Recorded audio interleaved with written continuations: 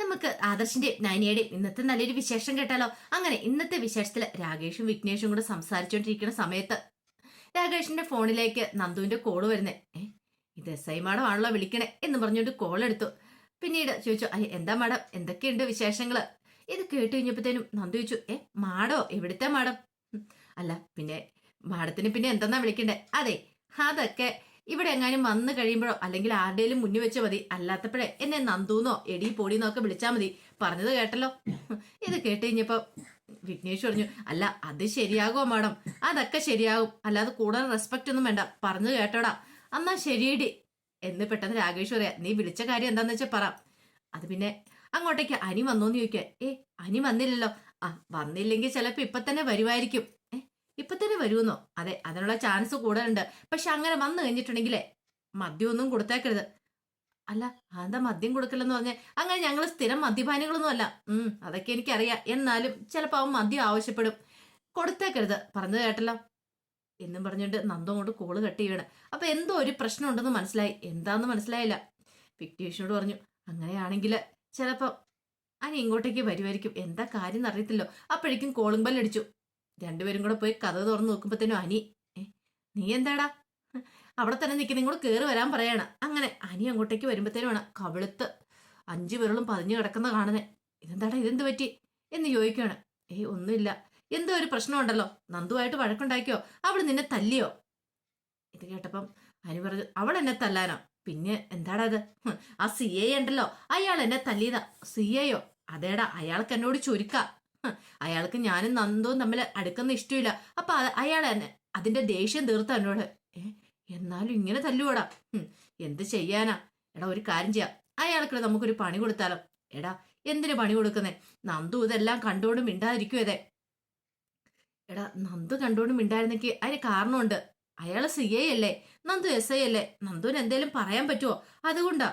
എന്നാലും എടാ, അവളെ നീ വെറുതെ പഴി ചാരേണ്ട കാര്യമില്ല. അവൾക്ക് നല്ല വിഷമം ഉണ്ടായിരിക്കും ഇതില്. കാരണം ഇങ്ങനെ അടിക്കുന്ന കണ്ടുകൊണ്ട് നിൽക്കുമ്പോഴത്തേനും ബുദ്ധിമുട്ടുണ്ടാവൂലേ, ഒന്നും പ്രതികരിക്കാൻ പോലും പറ്റത്തില്ലല്ലോ. നന്ദുവിന് നല്ല സങ്കടമായിട്ട് ഇരിക്കുമായിരിക്കും ഇപ്പം. ആ സമയത്ത് അനി പറഞ്ഞു, എന്താണെങ്കിലും എനിക്ക് സഹിക്കാൻ പറ്റുന്നില്ലടാ. വിഘ്നേഷ് പറഞ്ഞു, ഒരു കാര്യം ചെയ്താലോ, നമുക്ക് അയാൾക്കിട്ട് 2 ഇരുട്ടടി കൊടുത്താലോ? അയാളെ വെറുതെ വിട്ടിട്ട് കാര്യമില്ല, അയാൾക്കിട്ട് ഇരുട്ടടി കൊടുക്കണം. ഇങ്ങനെ വിട്ടിട്ട് കാര്യമില്ല. അപ്പോഴേക്കും അനി പറഞ്ഞു, എടാ, എനിക്ക് 2 പെക്കിന്ന് അടിക്കണം. 2 പെക്ക് അടിക്കാനോ? എടാ, ഞങ്ങൾ ഈ പരിപാടിയൊക്കെ നിർത്തിയെന്നോ? അതെ. എടാ, വെറുതെ അഭ്യാസം കാണിക്കില്ല, എനിക്കറിയാം. നിങ്ങൾക്ക് എനിക്ക് തരാൻ കഴിയില്ലാഞ്ഞിട്ടല്ലേ ഇങ്ങനെയൊക്കെ പറയണേ. മര്യാദയ്ക്ക് തന്നോ, എനിക്കിന്ന് അടിക്കണമെന്ന് പറഞ്ഞാൽ അടിക്കണം. എടാ, ഇല്ലാന്ന് പറഞ്ഞാൽ ഇല്ല. ഓ, അപ്പം എനിക്ക് തരാൻ ബുദ്ധിമുട്ടാണല്ലേ? വേണ്ട, അന്നൊരു കാര്യം ചെയ്തോളാം, എനിക്ക് പുറത്തുനിന്ന് വാങ്ങിച്ചു കുടിക്കാനറിയാം. ആഹാ, അങ്ങനെ നീ പുറത്തുനിന്ന് വാങ്ങിച്ചു കുടിക്കുകയാണെ ഇപ്പൊ തന്നെ ഞങ്ങൾ ആദർശനെ വിളിച്ചു പറയും. ഇത് കേട്ടപ്പോ എനിക്ക് എന്ത് ചെയ്യണം എന്നറിയത്തില്ല. അനി ദേഷ്യപ്പെട്ട് അങ്ങോട്ടേക്ക് പോകണം. എനിക്ക് സങ്കടവും ദേഷ്യവും ഉള്ളിലടക്കാൻ സാധിക്കുന്നുണ്ടായിരുന്നില്ല. ഈ സമയം CA സച്ചിദാനന്ദനെ കാണാനായിട്ട് അമ്മാവന് ഗുണശാലൻ അങ്ങോട്ടേക്ക് വരുവാണ്. അങ്ങനെ വന്നിപ്പോ അയാൾ ചോദിച്ചു, എടാ, നിനക്കെന്താടാ ഇത്ര തിരക്കാണോ? നീ എന്താടാ അങ്ങോട്ടേക്കൊന്നും വരാത്തെ? എന്റെ മോള് നോക്കിയിരിക്കുന്ന കാര്യം നിനക്കറിയാൻ പാടില്ലേ? എന്റെ അമ്മാവ ഭയങ്കര തിരക്കായതുകൊണ്ടാ ഞാൻ വരാത്തെ.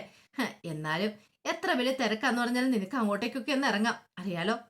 ഇനി അധികം താമസിപ്പിച്ചുകൂടെ കല്യാണം, എത്രയും പെട്ടെന്ന് തന്നെ കല്യാണം നടത്തണം. അത് കേട്ട് കഴിഞ്ഞപ്പോ സച്ചിദാനന്ദൻ പറഞ്ഞു, അല്ല അത് പിന്നെ അമ്മാവ, അവൾക്ക് ഇപ്പോഴും തോന്നും എന്നെ കല്യാണം കഴിക്കണം എന്നൊക്കെ. പക്ഷെ ഞാനൊരു പോലീസുകാരനാ, അറിയാലോ. കുറച്ച് കഴിഞ്ഞ് കഴിയുമ്പത്തേനും അവൾക്ക് ചിലപ്പോൾ ബുദ്ധിമുട്ടായിരിക്കും. ഇത് കേട്ടപ്പോ ഗുണശേഖരൻ പറഞ്ഞു, എന്നാ ആരടാ നിന്നോട് പറഞ്ഞത്? അവള് പറഞ്ഞു, ഇല്ലല്ലോ. എടാ, ഞാൻ CA മോഹിച്ചൊന്നും അല്ല അവളെ നിന്നെ കൂടെ കല്യാണം കഴിപ്പിക്കുന്നത്. മിക്കവാറും നീ പിന്നെ ഇവിടുന്ന് റാങ്ക് മാറി വല്ല DSPയോ അങ്ങനെയൊക്കെ ആവും മാറും. അപ്പൊ എനിക്കൊരു ഗമയല്ലേ, അതുകൊണ്ട് മാത്ര, അല്ലാതെ വേറൊന്നും അല്ല. പിന്നെ അതൊന്നും ഓർത്ത് നീ ടെൻഷൻ അടിക്കണ്ട, അതൊക്കെ എന്റെ സമയത്ത് അങ്ങോട്ട് നടന്നോളും. പിന്നെ ഒരു കാര്യം നിന്നോട് ഞാൻ പറയാൻ മറന്നുപോയി. നിന്റെ സ്റ്റേഷനിൽ നിന്റെ ഒരു SI മാഡം ഉണ്ടല്ലോ. ഇത് കേട്ട് കഴിഞ്ഞപ്പോഴത്തേനും സച്ചിദാനന്ദൻ ചോദിച്ചു, അല്ല നന്ദനയുടെ കാര്യമാണോ പറയണേ? അതെ, അവളുണ്ടല്ലോ, അവളെ നീ ഒന്ന് ശ്രദ്ധിച്ചോണം. അതെന്തിനാ അമ്മാവ അങ്ങനെ പറഞ്ഞേ? അതെ, എന്റെ കൂട്ടുകാരനുണ്ട് വേണുവിന്റെ മകളുടെ ജീവിതം തകർത്ത അവളാണ്. അല്ല, നീ കണ്ടു കാണുമായിരിക്കും മീഡിയ കൂടെ ഒക്കെ. അത് നല്ല കാര്യമല്ല. അത് മാത്രമല്ല, ആ അനന്തപുരിയിലെ ചെറുക്കന്റെ പിന്നാലെ അവള് നടക്കണേ. അതൊക്കെ വെറുതെ പറയുന്ന അമ്മാവ, അവൾ അത്രക്കാരിയൊന്നും അല്ല.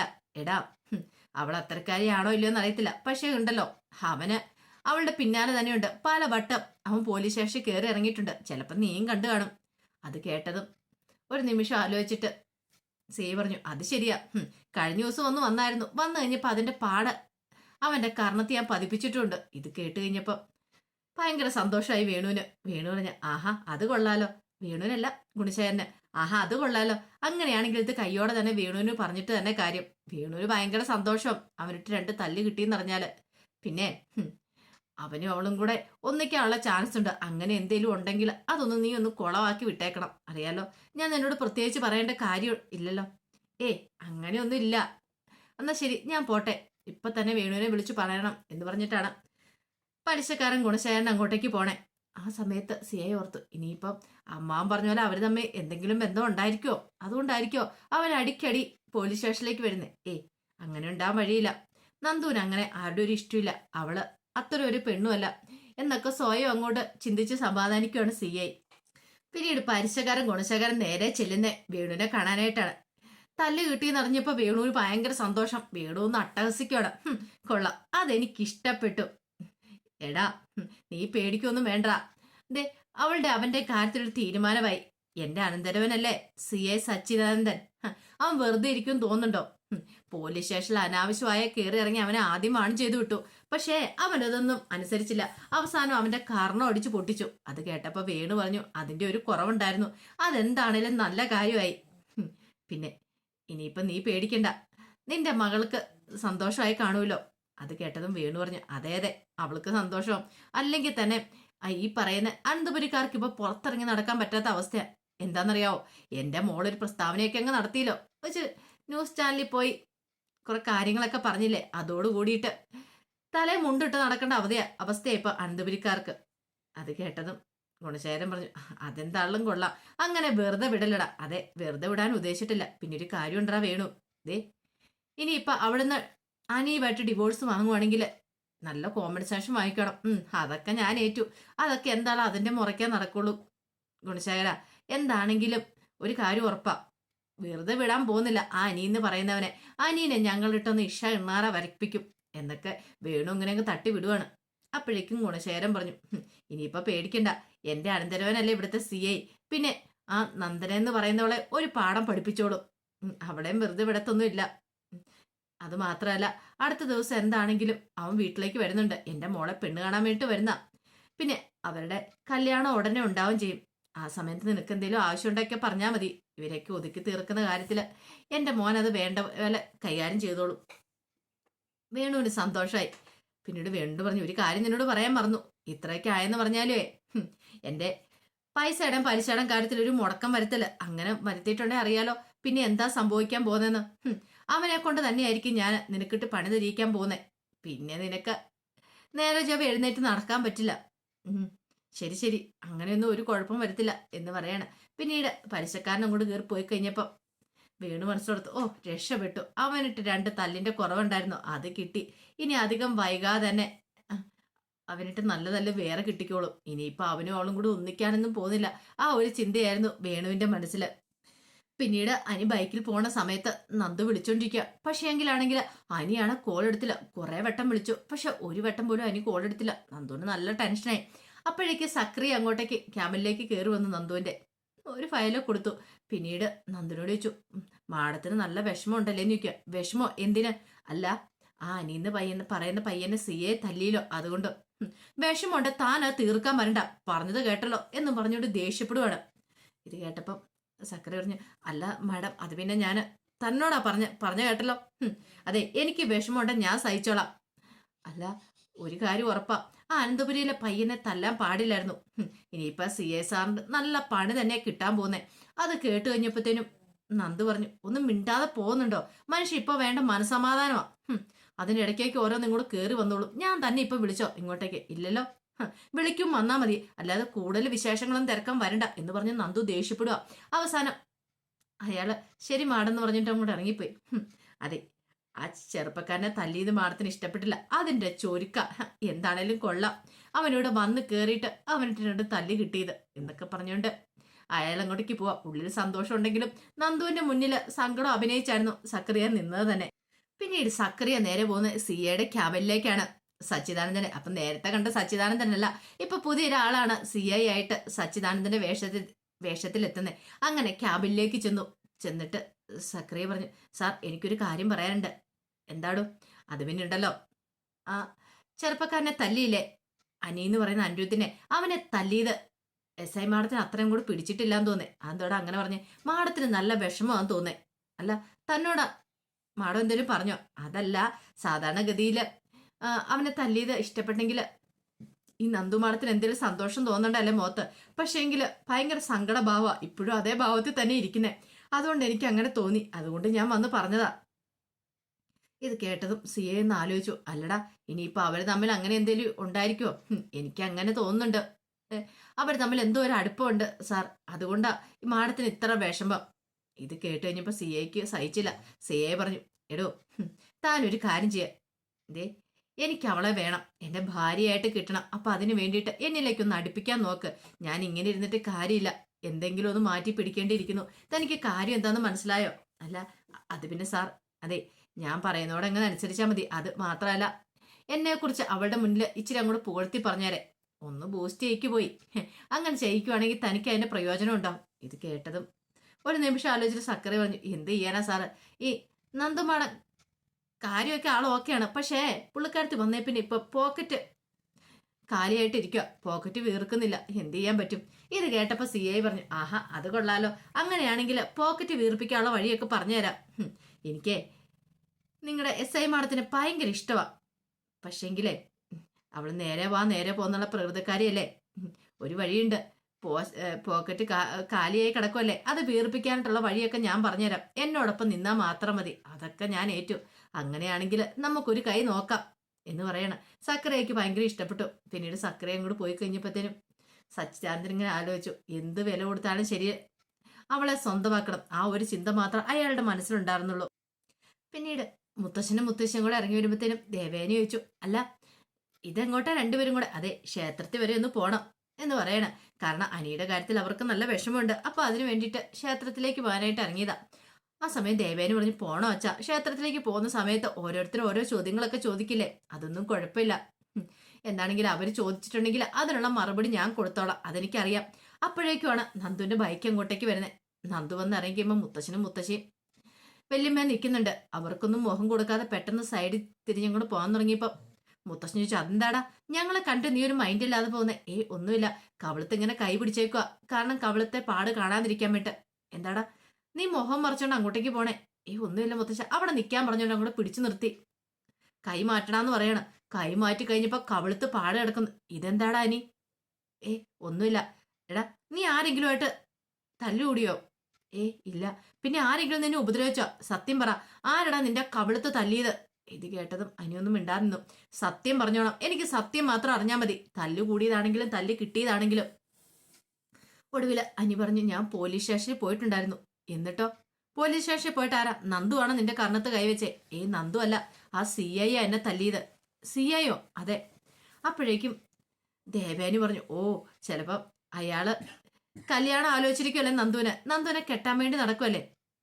അപ്പൊ അതുകൊണ്ടായിരിക്കും എന്ന് പറയാ. അത് കേട്ടതും മുത്തശ്ശന് സഹിച്ചില്ല അങ്ങോട്ടേക്ക്. കാരണം അനിയുടെ മേലെ കൈവച്ചെന്ന് പറഞ്ഞാൽ മുത്തശ്ശന് സഹിക്കാൻ പറ്റുന്ന കാര്യമല്ല. മുത്തശ്ശൻ വസ്തുനരെ മുത്തശ്ശിയോട് പറഞ്ഞു, ഒരു കാര്യം ചെയ്യാം, ക്ഷേത്രത്തിലേപ്പിക്കാൻ നമുക്ക് പിന്നെപ്പാ. എന്റെ കൊച്ചുമോന്റെ കർണത്ത് ആരാ കൈവച്ചെന്ന് എനിക്ക് അറിയണം. അനന്തപുരിയിലെ എന്റെ കൊച്ചുമോന്റെ കർണത്ത് കൈവെക്കാൻ തക്ക പ്രാപ്തിയുള്ള ആരാന്ന് ഞാൻ നോക്കിയിട്ട് വരട്ടെ, എന്നിട്ടാവാം ബാക്കി എന്നും പറഞ്ഞിട്ട് മുത്തശ്ശൻ അപ്പം തന്നെ അങ്ങോട്ട് ഇറങ്ങുവാണ്. ആ സമയത്ത് അനിയോട് ദേവേനി പറഞ്ഞു, അല്ലെങ്കിൽ തന്നെ നിന്റെ കാര്യത്തിന് വേണ്ടിയിട്ട് ഇപ്പം മുത്തശ്ശനും മുത്തശ്ശിയും കൂടെ ക്ഷേത്രത്തിലേക്ക് പോകാനായിട്ട് ഇറങ്ങുമായിരുന്നു. നീ കാരണം ഒരു സമാധാനം ഇല്ലെന്ന് ആയല്ലോടാ അനി. അപ്പോഴേക്കും മുത്തശ്ശി പറഞ്ഞു, എടാ നീ സ്റ്റേഷനിൽ ചെന്നെന്ന് പറഞ്ഞിട്ട് എന്തിനാടാ നിന്റെ കർണത്ത് തല്ലുന്നേ? അതിന്റെ ആവശ്യം എന്താ? ദേവേനി പറഞ്ഞു, അത് പിന്നെ അയാൾക്ക് ഇഷ്ടപ്പെട്ട് കാണത്തില്ല, നന്ദുവിനെ കല്യാണം കഴിക്കാൻ നടക്കൂലേ, അതുകൊണ്ടായിരിക്കും. എന്നാലും എടാ മോനെ, നീ ആരോടുമായിട്ടൊരു വഴക്കിന് പോകുന്നല്ലോ, അങ്ങനെ തല്ലും വഴക്കം ഉണ്ടാക്കുന്നവനോ അല്ലല്ലോ, പിന്നെ എന്തിനാ അയാൾ നിന്നെ തല്ലിയത്? ഇത് കേട്ടതും അനി പറഞ്ഞു, എനിക്കറിയില്ല മുത്തശ്ശി, എന്നാലും ഇത് കുറച്ച് അന്യായമായി പോയി. അപ്പോഴേക്കും അനി പറഞ്ഞു, എന്ത് ചെയ്യാനാ, പറഞ്ഞിട്ട് കാര്യമൊന്നുമില്ല, എന്നെ മനസ്സിലാക്കാനായിട്ട് ആർക്കും പറ്റുന്നില്ലല്ലോ, ആർക്കും എന്നെ മനസ്സിലാകത്തില്ല എന്നൊക്കെ പറഞ്ഞുകൊണ്ട് കർണത്ത് കൈയും വെച്ചോണ്ട് അകത്തേക്ക് കയറിപ്പോണം. ഭയങ്കര സങ്കടമായിപ്പോയി എനിക്ക്. അനിയുടെ ആ വിഷമം കണ്ടു കഴിഞ്ഞപ്പോൾ ദേവയാനിക്കും മുത്തശ്ശിക്കും ഭയങ്കര സങ്കടം. ഈ സമയം മുത്തശ്ശി പറഞ്ഞു, ദൈവമേ ഇനിയിപ്പൊ ഇവിടുന്ന് പോയ ആള് സ്റ്റേഷനിൽ ചെന്ന് എന്തൊക്കെ പ്രശ്നം ഉണ്ടാക്കുമെന്തോ. ദേവേന് പറഞ്ഞു, അത് പിന്നെ 4 പറയണമേ. അനിയുടെ കർണത്ത് ആരടിച്ചെങ്കിലും അവനെ വെറുതെ വിടാൻ പാടില്ല. അങ്ങനെ അനിയെ വേദനിപ്പിച്ചിട്ട് ഇവിടെ ആരും സൂചിച്ച് ജീവിക്കണ്ട എന്നൊക്കെ ദേവേനി പറയാ. ദേവേനിക്ക് ഭയങ്കര വിഷമമാ. ദേവേനി ആദർശിനെ പോലെയാണല്ലോ അനിയൻ കാണുന്നത്. പിന്നീട് ക്യാബിനിലിരിക്കുന്ന സിയയുടെ ഫോണിലേക്ക് കോള് വരുവാണ്.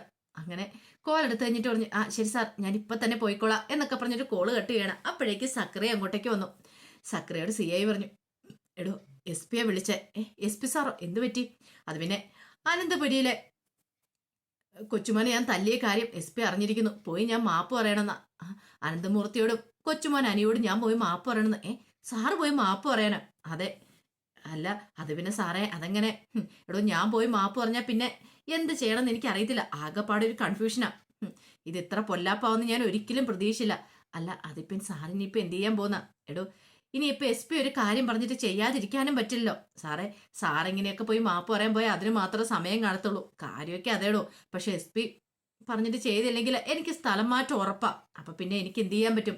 നന്ദു ഉള്ളിടത്ത് എനിക്ക് നിൽക്കണമെങ്കിൽ എനിക്ക് മാപ്പ് പറഞ്ഞല്ലേ മതിയാവുള്ളൂ. ഒരു കാര്യം ചെയ്യാം, തൽക്കാലത്തേക്ക് ഞാൻ പോയി മാപ്പ് പറയാം. എനിക്കിവിടെ പിടിച്ചു നിന്നല്ലേ മതിയാവുള്ളൂ. അതിനിപ്പോ എന്ത് ചെയ്യാൻ പറ്റും സാറേ? മാപ്പ് പറഞ്ഞിട്ടുണ്ടെങ്കിൽ എടോ നന്ദു ഒരു കാരണവശാലും അറിയാൻ പാടില്ല SP പറഞ്ഞിട്ടാ ഞാൻ മാപ്പ് പറയാൻ പോണേന്ന്. നന്ദുവിന്റെ 2 ചേച്ചിമാരെ പറഞ്ഞു വിട്ടിരിക്കുന്ന സ്ഥലമല്ലേ ഈ അനന്തപുരി. അപ്പം നന്ദുവിന്റെ ചേച്ചിമാർ അവിടെ ഉണ്ട്. അപ്പൊ അവരുടെ അനുജനാണല്ലോ ഈ പറയുന്ന അനി. അപ്പൊ അവനെ ഞാൻ തല്ലിയതിന്റെ പേരിൽ എനിക്ക് കുറ്റബോധം ഉണ്ടായിട്ടാണ് ഞാൻ അങ്ങോട്ടേക്ക് മാപ്പ് പറയാൻ പോയത് എന്ന് മാത്രം അറിഞ്ഞാൽ മതി നന്ദു. അങ്ങനെയാണെങ്കിൽ നന്ദുവിന് എന്നോടൊരു സിമ്പതിയൊക്കെ തോന്നൂലേ? അത് ശരിയാ. അങ്ങനെയാണെങ്കിൽ നന്ദുവിന് എന്നോട് ഇഷ്ടം തോന്നും. കാരണം കുറ്റബോധം തോന്നിയിട്ടാണ് ഞാൻ പിന്നെ പോയി മാപ്പ് പറഞ്ഞെന്നൊക്കെ അറിഞ്ഞു കഴിയുമ്പോൾ നന്ദുവിന് എന്നോടൊരു ഇഷ്ടം തോന്നും. അങ്ങനെയാണെങ്കിൽ നമ്മൾ പറയുന്ന പോലെയൊക്കെ കാര്യങ്ങൾ നടക്കും. അത് ശരിയാ.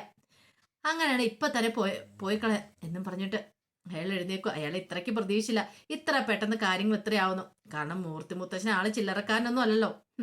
SP വരെ ആ ഓൺ ദി സ്പോട്ടിൽ തന്നെ വിളിച്ചിരിക്കുന്നു. അങ്ങനെ സക്കരയും കൂട്ടി പുറത്തേക്ക് ഇറങ്ങി പോകുന്ന സമയത്ത് ഒരു നിമിഷം ആലോചിച്ചിട്ട് പറഞ്ഞു, എന്നാലും അവരുടെ മുന്നിൽ പോയി മാപ്പ് പറയാന്ന് പറഞ്ഞിട്ടുണ്ടെങ്കിൽ സക്രിയ പറഞ്ഞു, അത് ശരിയാ, നാണക്കേടുണ്ടാക്കുന്ന കാര്യം.